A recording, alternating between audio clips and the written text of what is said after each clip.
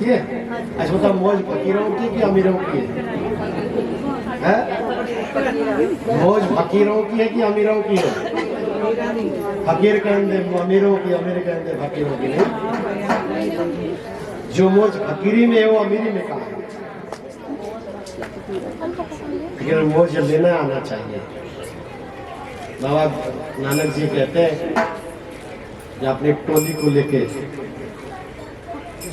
टोली में भी कोई 2, 4, 5 संत नहीं, 50 संत थे तो टोली चला करती थी पहले।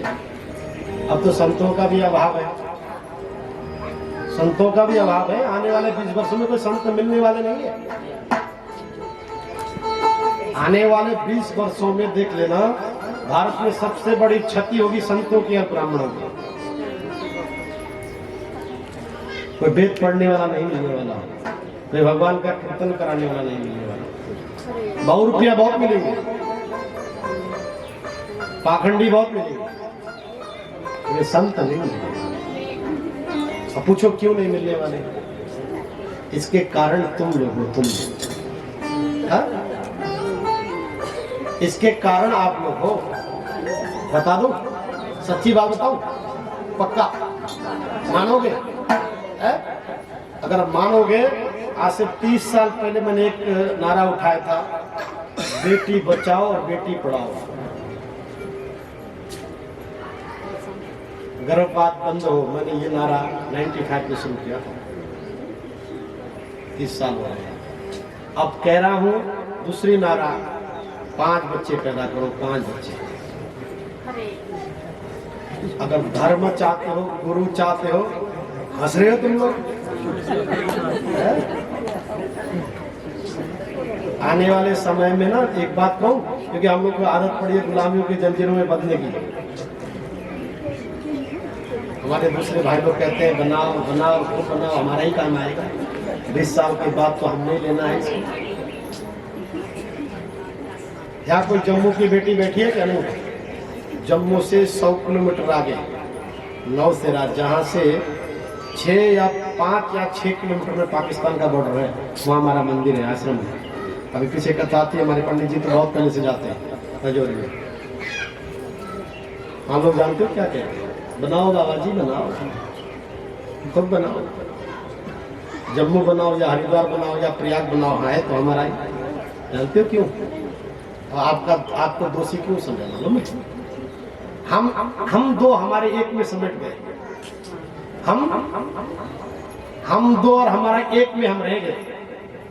और वो 3, 5 शादियां, 1 से 5 बच्चे, 25-25 बच्चे पैदा होते हैं। और हमारे यहाँ हम दो हमारे एक भी होगा तो हमने इंग्लिश मीडियम में पढ़ाना है, बोर्डिंग में पढ़ाना है, फिर उसको अमेरिका भेजना है, यूरोप भेजना है, और यूरोप जाने बाद लौट के नहीं आता। तो तुम्हारे पास तुम्हारी रक्षा के लिए कौन है? तुम्हारी संस्कृति की रक्षा के लिए कौन है? राष्ट्र की रक्षा के लिए कौन है? 1200 वर्षों पहले हमने गुलामी मुगलों के गुलामी में झेले, 200 वर्ष अंग्रेजों में, है? बड़ी मुश्किल से तो हमको ये आजादी मिली है। अब फिर भी हम अपनी आजादी को फिर खत्म कर रहे हैं। फिर आने वाले 20-30 साल में फिर हमने गुलामियों की जंजीरों में बजना है। जब आपके कोई संतान ही नहीं होगा, एक से दूसरा करोगे नहीं, तो कहां से तुम संत लाओगे, कहां से ब्राह्मण लाओगे, कहां से सिपाही लाओगे, कहां से व्यापारी लाओगे? फिर राष्ट्र को कैसे बचाओगे? धर्म को कैसे बचाओगे? अपने आप को कैसे बचाओगे? बताओ। मैं किसी का खंडन नहीं कर रहा हूं, कोई प्रहार नहीं कर रहा हूं। एक बात बता रहा हूं, कम से कम 4 से 5 बच्चों को जन्म देना चाहिए। कानून लाता है भारत सरकार तो सबको मांगने हैं, वो हमारे लिए थोड़ी है, उनके लिए भी है, सबके लिए। एक बेटा धर्म की सेवा करे, ध्यान से सुनना, एक बेटा धर्म की सेवा करे, ब्राह्मण बने, संत बने, गुरु बने, प्रोफेसर बने, लेक्चरर बने, टीचर बने, वो धर्म की सेवा करे। एक बालक राष्ट्र के लिए आर्मी में जाए, देश की सुरक्षा के लिए। एक बेटा लीडर बने या व्यापारी बने, और एक बेटा माता पिता की सेवा, कुल की सेवा करे। कम से कम 4 पुत्र चाहिए कि नहीं? इसलिए भगवान राम जी 4 तीनों भाइयों के साथ चारों आए। दशरथ ने 4 पुत्रों को पैदा किया। धर्म अर्थ काम 4 सब इसमें आते हैं। हमारा तो एक बच्चा है, वो भी जा रहा है कहाँ बाहर। हमने शिक्षा भी उन्हीं की दे दी, पाश्चात्य संस्कृत की, और भोगवादी देश में जाने के बाद कोई लौट के नहीं आना चाहता है। वहाँ की जो व्यवस्था है, जहाँ के अगर 1 साल कोई बालक जाए, वहाँ वो झाड़ू मार लेगा, पोछे मार लेगा, एयरपोर्ट में जो है बोझा उठा लेगा, टॉयलेट साफ करेगा, लेकिन हिंदुस्तान नहीं आना चाहता। इसलिए माताओं, कम से कम अपने बच्चों को कहो कि कम से कम 4 से 5 बालक का बच्चों का जन्म दो, तभी जाके पुनः हमारा भारत फिर सुरक्षित होगा, हमारा धर्म सुरक्षित होगा। तब हमें कोई संत मिलेंगे, कोई हमारे ब्राह्मण मिलेंगे। ये तो जो कोरोना काल में हुआ ना, किसकी बॉडी, किसकी अग्नि, कोई उठाने वाला है, कहाँ मरा, कहाँ गया, कहाँ जलाया, किसने जलाया, कहाँ फेंका, मालूम है? जो दुर्दशा हुई है, वो दुर्दशा आने वाले 20-30 साल में फिर होने वाले। जय शंभू। इसलिए महात्मा लोग जगाते हैं, भगवान ने भी जगाया, भगवान ने भी जगाया। इसलिए गांव वालों को जागो, तुम केवल इंद्र की मोह में फंसे हो। इंद्र को तुमने कभी देखा है? आओ तुम साक्षात ब्रह्म की, साक्षात ब्रह्मभूत प्रसन्नातम न सोचंती न कांक्षति। आओ उठो, ब्रह्म की प्रसन्नता के लिए उठो, साक्षात परमात्मा की पूजा करो। भगवान ने ये प्रेरणा दिया, इसलिए गिरिराज जी को उठाया। जो महात्मा होते हैं ना, जो साधु फक्कड़ होते हैं, वो जगाने का काम करते हैं, जगाने का। इसलिए भ्रमण करते रहते हैं, घूमते रहते हैं, चलते रहते हैं। आज वहाँ सत्संग है, आज वहाँ कथा है, आज वहाँ चले गए, परसों वहाँ चले गए। बस उनका काम इसलिए भ्रमण करते, विचरण करते रहते हैं।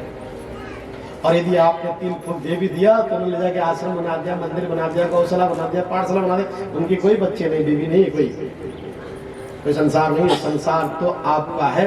आपके संसार के, आपके खुशी के लिए नित्य वो केवल अपने जीवन की साधना को लगाकर आपको परम धाम की ओर ले जाने का मार्ग नित्य चयन कराते हैं। तो गुरु नानक अपने 50 संतों की टोली लेकर भ्रमण कर रहे थे।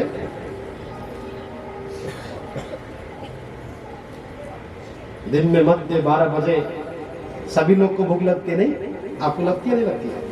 आप लोग तो बढ़िया सुबह 9 बजे लस्सी का गिलास और बढ़िया मक्खन के साथ तो पराठे खा के निकलते हो, कहाँ से भूख लगती है? नहीं? और महात्मा लोग तो बेचारा कुछ मिल गया तो ठीक है, न मिला तो ठीक है, बाल भोग मिला तो ठीक है, न मिला तो ठीक है। कभी जल, कभी काजू पिस्ता बादाम, तो कभी केवल जल पे के भी गर्म करके भी, कभी किसी ने चना दे दिया तो ठीक है, किसी ने टिक्कट दे दिया तो ठीक है, रोटी दे दिया तो ठीक है, बिस्कुट दे दी तो ठीक है, चूड़े दे दिए तो ठीक है, ड्राई फ्रूट दे दिया तो ठीक है, नहीं दिया तो कोई बात नहीं, हरी इच्छा, प्रभु की यही इच्छा है। ऐसे ही करते हैं भजन। तो 12 बज गए। एक महात्मा ने कहा कि गुरुदेव भूख लग रही है, 12 बज गए। बात तो सही है, कोई भिक्षा के लिए कोई वैष्णव घर देखो, भिक्षा के लिए कोई वैष्णव घर देखो। महात्मा पवित्र होते, वैष्णव होते, मदिरा पान मांस भक्षण इत्यादि में वो भोजन नहीं करते, बसते। वैष्णव का अर्थ है जहाँ तुलसी का पौधा लगा हो, गैया बधी हुई हो, ध्वजा लहरा रहा हो, इसका मतलब वैष्णव है, पवित्र है। एक साधक ने, एक संत ने देखा गुरुदेव वो सामने ध्वजा लहरा रहा है। थोड़ा समीप में गए, नजदीक में गए, देखा तुलसी का पौधा भी है, अच्छा गैया भी बधी है। चलो एक काम करो, आज इसी घर में, ये वैष्णव का घर है, पवित्र घर है, देखो जिसके घर में शालिग्राम जी हो जाए, जिसके घर में नारायण का चित्र हो, जिसके पूजा के स्थान पे ठाकुर जी विद्यमान हो, मैया भी विद्यमान हो, हनुमान जी विद्यमान हो, है? इसका मतलब वो सात्विक है, धार्मिक है, सनातनीय है, पवित्र है, तो उसकी पहचान, यदि बाहर गैया बदी है, यदि बाहर तुलसी का पौधा है और तुलसी में दिया रखा है, जल रहा है, जला हुआ है, ध्वजा लहरा रहा है, इसका मतलब अंदर मंदिर भी है। इसका मतलब अंदर ठाकुर जी का मंदिर भी है, और ठाकुर जी का मंदिर है तो भोग जरूर लगता होगा, पवित्र होगा, है ना, पवित्र होगा। का आज ही भोजन पाएंगे, यही पवित्रता है। दरवाजा खटखटाया, दरवाजा जब खटखटाया तो अंदर से एक छोटी सी, जितनी बड़ी बालिका बैठी है, कन्या 9 वर्ष की होगी, 8-9 वर्ष की, अंदर से बाहर दरवाजा खोल के आई और महात्मा को प्रणाम किया। क्या प्रणाम, नमो नारायण, हरि हर, राधे राधे, जो भी आप बोलते हो, जो भी संस्कार में राम राम। महात्मा को देखकर नमो नारायण किया, महात्मा को बड़े प्रसन्न हो गए। बड़ी छोटी सी बालिका कितने संस्कारवान है, देखते सबसे पहले प्रणाम किया। महात्मा जी ने पूछा कि बेटा, घर में कोई बड़ा नहीं है, पिताजी हो, माताजी हो? बालिका एक मायूस होते हुए बोली कि घर में तो माताजी भी नहीं और पिताजी भी नहीं है, आप मुझे सेवा बताएं। अब महात्मा लोग क्या कहे, बेचारा 7-8 वर्ष की, 9 वर्ष की बालिका, उससे क्या कहे, बेटा सेवा तो बहुत बड़ी है और तुम तो छोटी हो, लेकिन घर में कोई बड़ा है तो बताओ। बोला घर में बड़ा तो कोई है नहीं, पिताजी काम ढूंढने के लिए गए, 2 दिन से आए नहीं, माताजी सुबह काम के लिए चली गई है, काम ढूंढने के लिए, आप सेवा बताएं, मैं क्या कर सकती हूँ? कहा बेटा तुम तो क्या कर सकते हो मालूम है, लेकिन हमें 50 लोग हैं, हमने तुम्हारे घर में ध्वजा देखा, तुलसी का वृक्ष देखा, गैया बदी हुई देखी, सोचा ये वैष्णव घर है, हम सब में तो तुम्हारा भोजनालय कहाँ है, पाठशाला, तुम्हारा जो पाकशाला कहाँ है, जो आप लोग किचन बोलते हैं, किचन, भंडार घर किधर है, रसोई किधर है, हमने सबने भोजन बनाना है, चिंता मत करो, अपने आप बना लेंगे, तुम दिखा दो। अब दिखाए का कुछ है नहीं घर में। हाथ जोड़कर बालिका ने कहा कि गुरुदेव क्षमा चाहती हूँ, किचन तो देख लीजिए, रसोई घर के, पर वहाँ है कुछ नहीं। बोला मतलब ये है कि 2 दिन से हमने कुछ नहीं खाया, आटे में पानी डालकर घोल कर पिया है, क्योंकि पिताजी 2 दिन से काम ढूंढने गए थे, आए नहीं, माताजी को कोई काम मिला नहीं, घर में कुछ है नहीं, लेकिन मैं क्या सेवा कर सकती हूँ। तो महात्मा जी ने सोचा कि आज यदि इस बालिका से यहाँ से ऐसे लौटे तो ये तो अनर्थ हो। उसके मुखमंडल को पढ़ा, उस बालिका की मुखमंडल को पढ़ा, और महात्मा ने कहा कि बेटा ऐसा नहीं बोलते, बहुत कुछ तुम्हारे पास है, बहुत कुछ है। बोला महाराज क्या है? कुछ नहीं है। मतलब जहां तू खड़ी है वहां से एक मुट्ठी मिट्टी उठा, एक मुट्ठी मिट्टी उठा और मेरे कमंडल में डाल। यही हमारे लिए 56 प्रकार का भोग है, तू उठा तो सही। संकोच बस बालिका ने एक मुट्ठी मिट्टी उठाई और महात्मा जी के कमंडलों में डाला, तो उसमें तो 56 प्रकार का भोग बन गया। उसमें से कुछ प्रसाद निकाला और उस बालिका के हाथ में कहा बेटा तुम भी खा लेना, और तुम्हारे घर में माता पिता खिलाने जाओ, तुम्हारे घर में कभी अन्न की कमी नहीं होगी। आशीर्वाद भी दिया और महात्मा का काम हो गया। महात्मा ने कहा भाई कोई अच्छी जगह देखो, नदी का कोई किनारा हो, कोई पेड़ लगा हो, छायादार हो, गर्मी के मौसम है, जून का महीना था, दिन में 1 बज रहा था, 12-1 बज रहा था, गर्मी है, देखो भाई कहीं छायादार पेड़ देखो। थोड़ा सा आगे गए तो एक रिवा बह रही थी, वहां पे पेड़ था, पेड़ के नीचे छाया थी, बैठ गए। बैठे थे तो एक महात्मा ने गुरुदेव से, गुरु नानक से पूछा कि गुरुदेव 40 साल मुझे आपके साथ चलते हो गए, आपके साधना में सम्मिलित होते हुए मुझे 40 वर्ष हो गए, लेकिन कभी मिट्टी का भिक्षा नहीं मिला, पहली बार मिट्टी का भिक्षा मिला है। क्या मिट्टी खानी पड़ेगी? हर व्यक्ति की अपनी सोच है। गुरु नानक ने मुस्कुराते हुए कहा कि बेटा तुझे तो पकवान ही मिलेगा, तू उसकी चिंता मत कर। आज तक तेरे को कभी कोई ऐसी पदार्थ खिलाए जो अब तेरे को मिट्टी खिलाएंगे? तू जो चाहेगा वो मिलेगा। लेकिन एक बात सुन, बात मिट्टी की नहीं है, बात है संस्कार की। बात मिट्टी की नहीं है, बात भिक्षा की नहीं है, बात है संस्कार की। आज में उसके घर से अगर हम ऐसे लौट आते तो उस बालिका की जो आते समय उसके मुखमंडल में जो तेज था, जैसे हमने भिक्षा मांगा और जब उसने कहा उसके वो असमर्थ थी, तब उसका मुखमंडल का तेज गायब हो गया था। और हम आज उससे अगर कोई भिक्षा न लेते तो वो संस्कारहीन हो जाती, अपने आप को धिक्कार समझती। लेकिन हमने मिट्टी नहीं लिया है, हमने तो कई उसके पीढ़ियों में संस्कार के बीज को बो दिया है। आज उस घर की बेटी है, कल बहू बनेगी, फिर दादी बनेगी, नानी बनेगी, और उनसे आगे बच्चे पैदा होंगे। सबको एक संस्कार देने की संस्कार रूपी बीज हमने उसको डाल दिया है कि कोई भी तुम्हारे आगे आ जाए तो यूं करे तो ना नहीं करना, जो तुम्हारे पास है उसको जरूर देना। ये संस्कार मैंने अपनी धर्म के सिद्धांत की एक संस्कार की बीज बो दिया है। अब वो जहां भी जाएगी, बेटा तुझे पदार्थ देख रहा है, मुझे तो उसकी परंपरा देख रही है, इसलिए मैंने परंपरा में संस्कार के बीज डाल दिया। तो ये सज्जनों, भगवान ने भी अपने सारे गांव के ब्रज के लोगों को जगाया है गिरिराज जी की पूजा करने के लिए, भगवान जी की पूजा करने के लिए। वो तो साक्षात ब्रह्म है। ब्रह्म भूत प्रसन्नात्म न सोचंती न कांक्षति। उसको किस बात की? वो तो यूं भी हमारी मंडलियों ने भी आपको जगाने का काम किया है। अभी तो ये कथा हो रही, कथा कोई साधारण बात थोड़ी है। कथा 10 आदमी की हो, 10,000 आदमी की हो, व्यवस्था तो उतनी है ना। मंच भी चाहिए, काम झाम भी चाहिए, माइक भी चाहिए, ढोलक बाजा वाले भी चाहिए, पंडित भी चाहिए, पंडाल भी चाहिए, साउंड वाला भी चाहिए, पानी वाला भी चाहिए। व्यवस्था तो वही है, बस थोड़ा सा उसको मॉडिफाई करने की बात है। तो इसलिए जीवन में प्रयास करो। भगवान ने हमको जो दिया, और भगवान ने उस केवल गिरिराज की पूजा नहीं, इंद्र की अभिमान को झुकाना था, इंद्र के अभिमान को तोड़ना था। इंद्र को यह अभिमान था कि मेरे से बड़ा।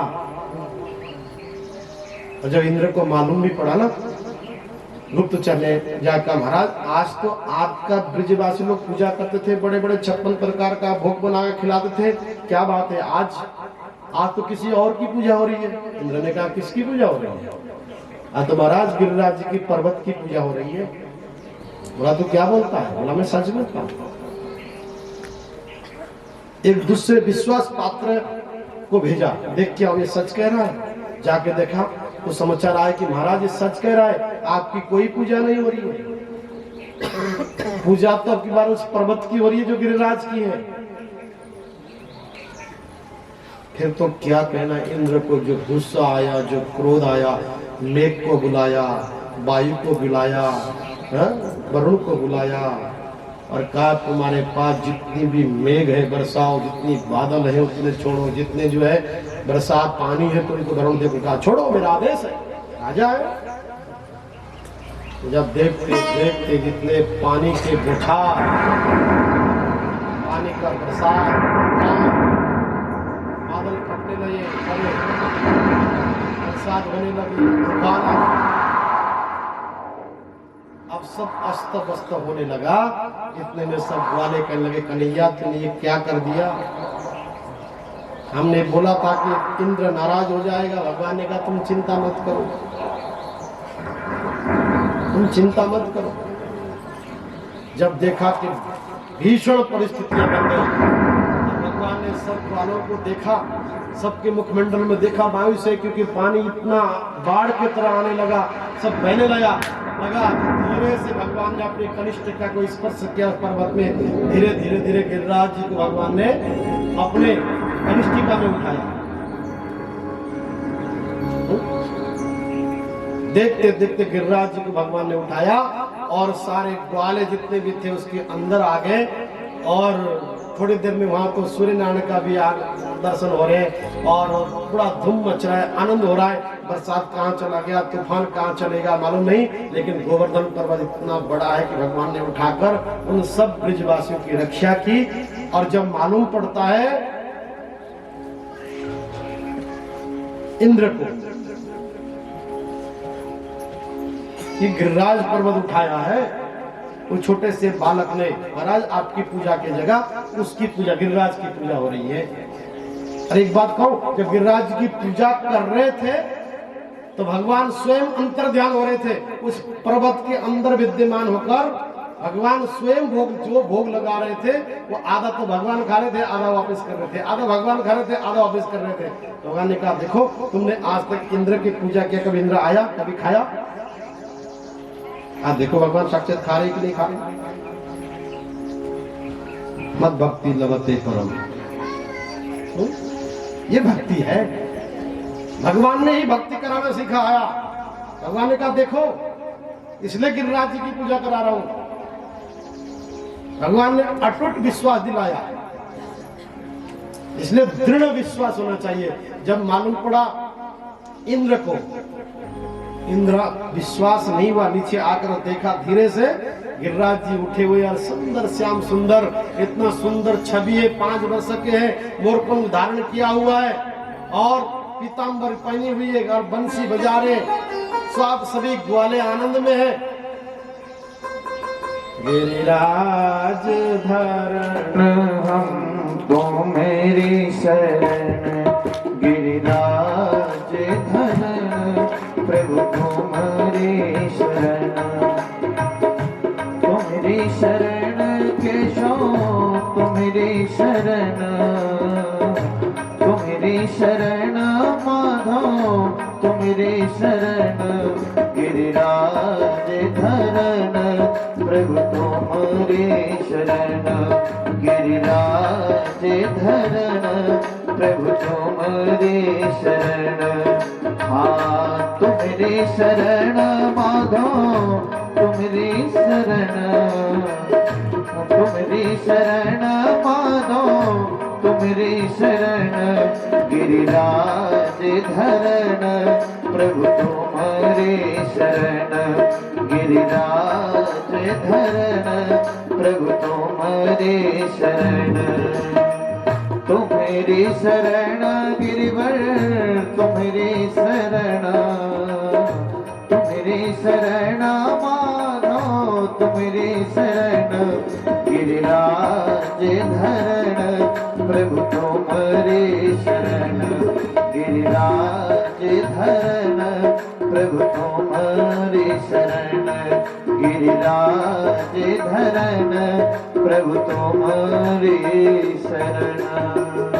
भगवान ही कारणम तत्र सर्वज्ञ जगदीश्वर। भगवान कहा नहीं है, अब तो भगवान ही पर्वत में हो गए, पर्वत ही भगवान का हो गया। बोले गिरिराज जी महाराज जी की जय। अनुक्रम निक्रम हुआ।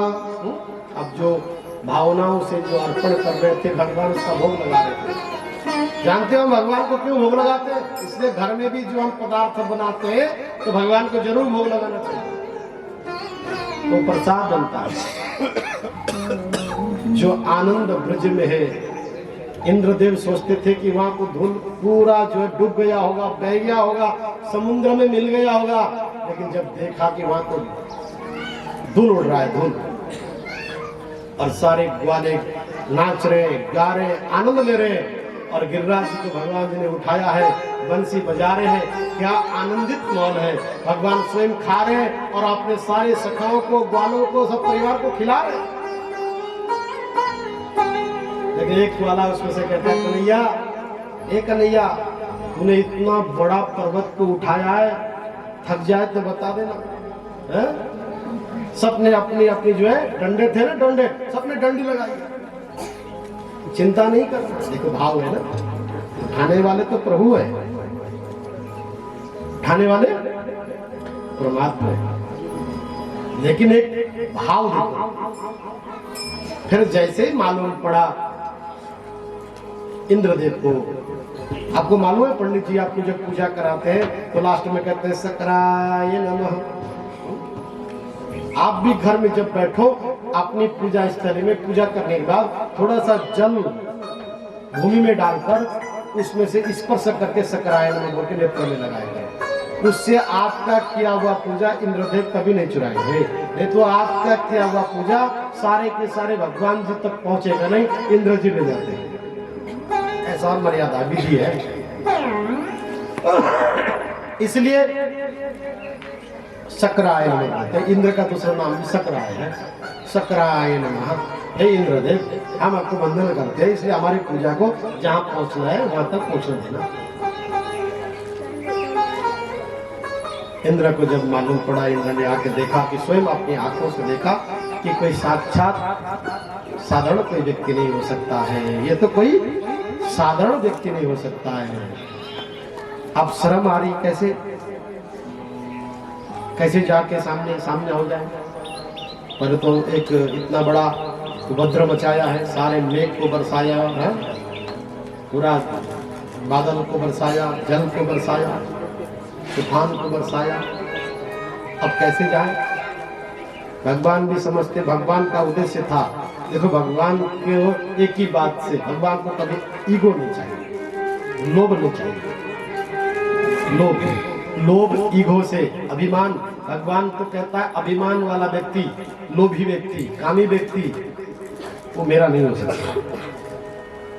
और कोई मेरा बनना है तो काम, क्रोध, मोह, मद इसको त्यागना पड़ेगा। इसको त्याग कर जो मुझ पर भरोसा करता है, मेरी वंदना करता है, मेरी प्रार्थना करता है, मेरे मंत्र का जाप करता है, मुझे रिझाता है, बस मैं फिर उसको सर्वस्व दे देता हूँ। क्या देता हूँ? सर्वस्व देता हूँ।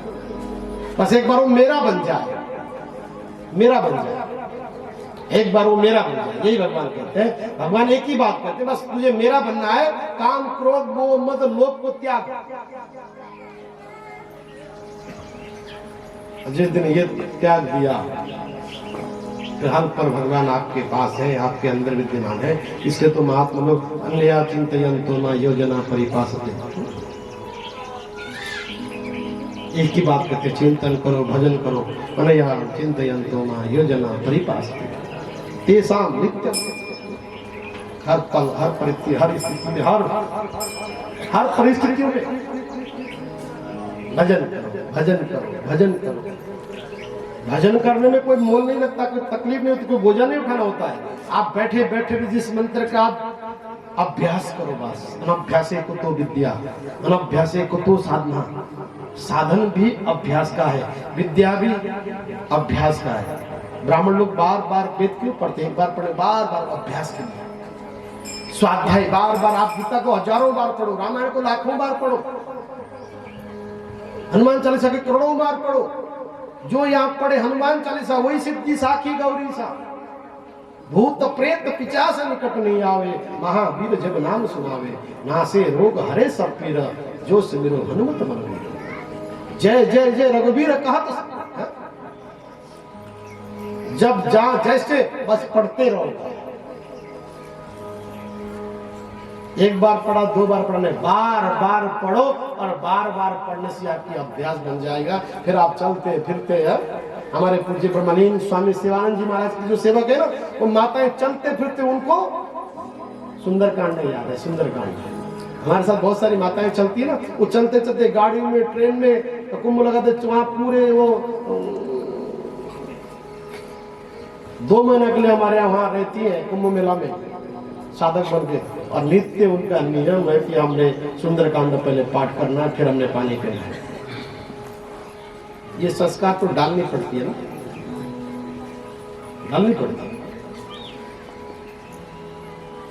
हमारे आचार्य पंडित विवेक जी जानते हैं, स्वामी 2001 में ब्रह्मलीन हुए थे, जिनको स्वयं अटल बिहारी वाजपेयी जी और लाल कृष्ण आडवाणी जी आगे नीचे बैठते थे, और वो कहा था जा अटल तो अटल हो जाएगा, और अटल ही करते थे।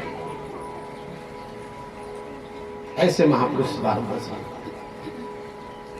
जो नाराज रहता है उनके सबसे पहले जाते हैं, उठ चल हनुमान चालीसा पाठ कर। ऐसा करते थे। कोई अगर हमारे कोई ऐसे है या नहीं है,